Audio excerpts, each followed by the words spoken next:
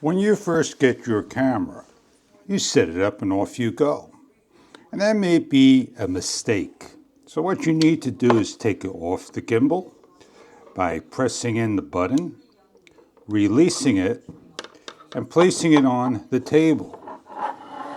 What we're going to do now is we're going to swipe down. We're going to go into the cog, and we're going to swipe till we see calibration setup.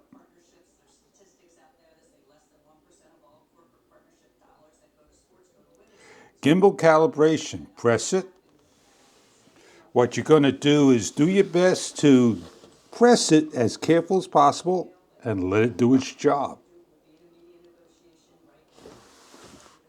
Don't lean on the table, make sure everything is leveled, allow the gimbal to calibrate. On any product you purchase, it must get calibrated due to the shipping. It could get bumped around and cause issues to your shooting video needs. It doesn't take long to calibrate and do.